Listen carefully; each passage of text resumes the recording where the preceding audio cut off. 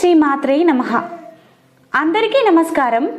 మీ ఇంట్లో లక్ష్మీదేవి తిరుగుతూ ఉంటే ఏ సూచనలు కనిపిస్తాయో ఈ వీడియోలో మనం తెలుసుకుందాం. ఇంట్లో లక్ష్మీదేవి తిరుగుతూ ఉంటే ఈ సంకేతాలు సూచనలు కనిపిస్తూ ఉంటాయి. ఈ సూచనలు కనిపిస్తే లక్ష్మీదేవి మీ ఇంట్లోనే ఉందని, మీ ఇంట్లో నివసిస్తుందని, మీ ఇంట్లో తిరుగుతూ ఉందని అర్థం చేసుకోవచ్చు. లక్ష్మీదేవి మీ ఇంట్లో తిరుగుతూ ఉందా?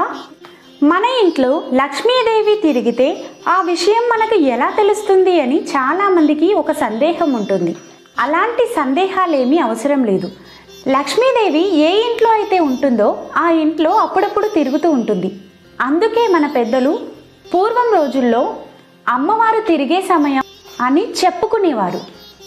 కానీ ఈ రోజుల్లో అమ్మవారు తిరుగుతున్నారు అంటే ఎవ్వరూ నమ్మడం లేదు. అసలు అమ్మవారు ఇంట్లో తిరుగుతున్నారని గ్రహించే శక్తి కూడా ఎవ్వరికీ ఉండడం లేదు. యోగులకి, సిద్ధపురుషులకి అయితే అమ్మవారు ఏ ఇంట్లో తిరుగుతున్నారో సులభంగా తెలిసిపోతుంది. కానీ సాధారణ మానవులు ఈ విషయాన్ని పసిగట్టలేరు. ఎందుకంటే ఆ సాధారణ మానవులకి అంత జ్ఞానశక్తి ఉండదు. కానీ అమ్మవారు అనగా లక్ష్మీదేవి మన ఇంట్లో తిరిగితే కొన్ని సూచనలు కనిపిస్తాయి. సాధారణ మానవులు ఈ సూచనల ద్వారా వారి ఇంట్లో లక్ష్మీదేవి ఉందని పసిగట్టవచ్చు. అందరూ మన ఇంట్లో లక్ష్మీదేవి నివాసం ఉండాలని, అమ్మవారు మన ఇంట్లో తిరుగుతూ ఉండాలని కోరుకుంటూ ఉంటారు. లక్ష్మీదేవి అంటే సాక్షాత్ ధనానికి అధిపతి. ఎవరికి ఐశ్వర్యం సిద్ధించాలి అన్నా అమ్మ అనుగ్రహంతోనే జరుగుతుందని నమ్మకం. లక్ష్మీదేవి సకల సంపదలకు అధిదేవత. ఆ తల్లి మన ఇంట్లో ఉంటే చాలు అన్నీ లభిస్తాయి అంటారు మన పెద్దలు. ఇక్కడ సంపద అంటే బంగారం, నిధి, డబ్బు, భవనాలే కాదు, భౌతికమైన సంపద అశాశ్వతమైనది. నిజానికి లక్ష్మీదేవి అనుగ్రహించేది ఆధ్యాత్మిక సంపద. అది తిరిగిపోనిది. కష్ట సమయాలలో ధైర్యాన్నిచ్చేది. అలాంటి సంపద కష్టాల నుండి తప్పించుకోవడం మాత్రమే కాదు, ఆ కష్టాలను ఎదుర్కొనే బలాన్ని ఇస్తుంది. ఆ లక్ష్మీదేవి ప్రసన్నత లేకుంటే విష్ణుమూర్తి కూడా భక్తులను అనుగ్రహించడట.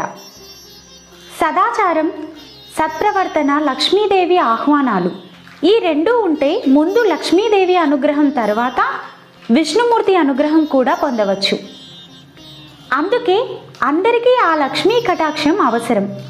అందుకే అందరూ ఆ లక్ష్మీదేవి తమ ఇంట్లో ఉండాలని కోరుకుంటూ ఉంటారు. లక్ష్మీదేవి ఇంట్లో తిరుగుతూ ఉన్నప్పుడు కొన్ని సూచనలు కనిపిస్తాయి. మరి ఆ సూచనలు ఏమిటో ఈ వీడియోలో వివరంగా తెలుసుకుందాం.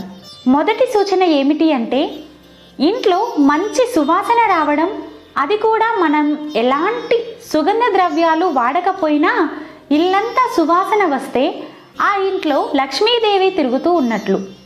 అంటే ఒక వారం రోజుల పాటు ఇంట్లో ఎవరూ లేకపోయినా ఆ ఇంట్లో పూలు, గంధం, సాంబ్రాణి లాంటి సువాసనలు వస్తే ఆ ఇంట్లో లక్ష్మీదేవి నివాసం ఉన్నట్లు.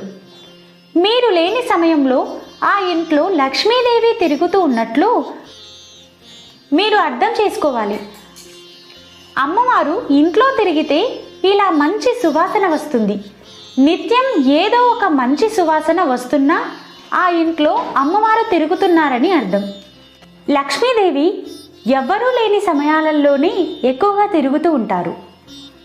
అలా అని మనుషులు ఉన్న సమయంలో తిరగదని కాదు, కానీ మనుషులు ఉన్న సమయంలో చాలా తక్కువగా తిరుగుతుంది.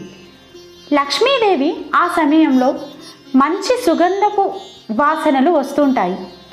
ఆ సుగంధపు వాసనలు మీరు పూజ చేయకపోయినా, అగరబత్తులు వెలిగించకపోయినా సుగంధపు వాసనలు వస్తే అది చూసి మీరు అర్థం చేసుకోవచ్చు. ఇక రెండవ సూచన ఏమిటి అంటే ప్రతిరోజు కోయిల కానీ ఉడత కానీ మీ ఇంటి దగ్గరకు ఉదయాన్నే వస్తూ ఉంటే మీ ఇంట్లో లక్ష్మీదేవి తిరుగుతూ ఉందని అర్థం చేసుకోవాలి. సాధారణంగా కోయిలలు వసంతకాలంలోనే కనిపిస్తూ ఉంటాయి, మిగిలిన సమయాలలో కనపడవు. అలాగే కోయిల గానం కూడా వినపడదు.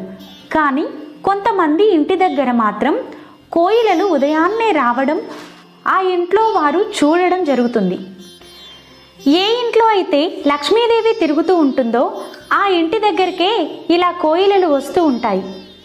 ఒక్కరోజు మాత్రమే కోయిల కనపడడం కాదు, ప్రతిరోజు అలా కోయిల కనిపిస్తే మీ ఇంట్లో లక్ష్మీదేవి సంచరిస్తుందని అర్థం చేసుకోవచ్చు. అలాగే ఉడత కూడా యథావిధిగా కొంతమంది ఇంట్లోకి ఉదయం వస్తూ ఉన్నా ఆ ఇంట్లో కూడా లక్ష్మీదేవి తిరుగుతూ ఉందని అర్థం. ఇలా కోయిల అలాగే ఉడత పదే పదే కనిపిస్తున్నాయి అంటే అవి మనకు లక్ష్మీదేవి మీ ఇంట్లో తిరుగుతూ ఉందని, ఆ విషయాన్ని అవి మనకు చెప్పాలి అని చూస్తున్నాయి అని అర్థం. మూడవ సూచన ఏమిటి అంటే మన ఇంట్లోని దీపం ఒకేసారి కాంతివంతంగా వెలగడం. మన ఇంట్లో దీపారాధన చేసే సమయంలో గాలి వచ్చినా దీపం కదలకుండా ఇంకా కాంతితో వెలుగుతూ ఉంటే, అలాగే దీపంలోని వత్తులు కదిలినా ఆ ఇంట్లో లక్ష్మీదేవి అక్కడికి వచ్చి దీపం స్వీకరించిందని అర్థం. అలాగే పూజా గదిలో అమ్మవారి ఫోటోలు పక్కకు జరిపినట్లు మీరు చూసినా అక్కడికి అమ్మవారు వచ్చి వెళ్ళారని గుర్తుపెట్టుకొని ఫోటోని యథావిధిగా అక్కడ పెట్టాలి.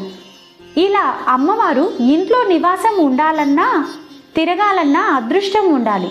అలాంటి అదృష్టవంతులకే ఈ 3 సూచనలు కనిపిస్తాయి. ఇలాంటి సూచనలు కనిపిస్తే అమ్మవారు మీ ఇంట్లో సంచరిస్తూ ఉన్నారని అర్థం. అమ్మవారు తిరిగి వెళ్లకుండా తగిన జాగ్రత్తలు తీసుకోండి. మీ ఇంటిని శుద్ధిగా ఉంచి అతిథులు ఎవరైనా వస్తే వారికి తగిన మర్యాదలు చేయండి.